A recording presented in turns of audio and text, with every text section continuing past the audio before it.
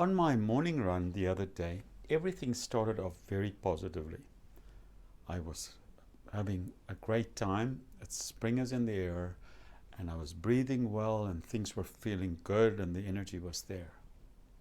As I was running along, I started feeling, sort of at the periphery of my consciousness, that there's something in my shoe, like a little pebble under my big toe.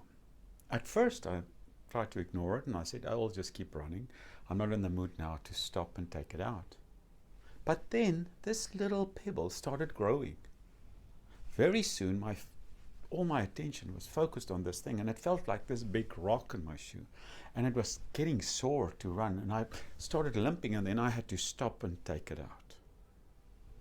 It's amazing how these little things can grow when you focus on them. Once I've taken it out, I was free to run again, and I felt the freedom of the run and spring in the air and all the beautiful stuff out there.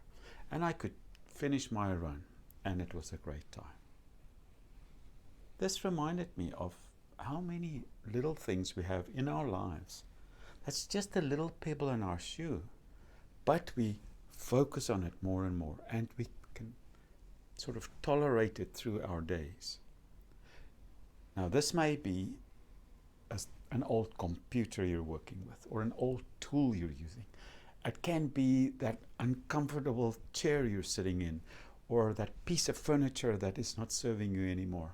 But we kind of keep these things in our lives.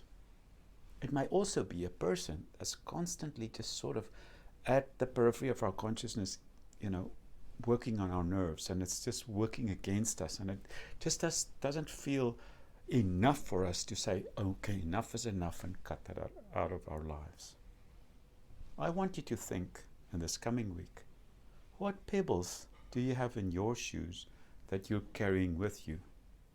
When is it time to simply stop, take out the pebble, and have the freedom to go forward? You'll have so much more joy if you can do that. Have a great week.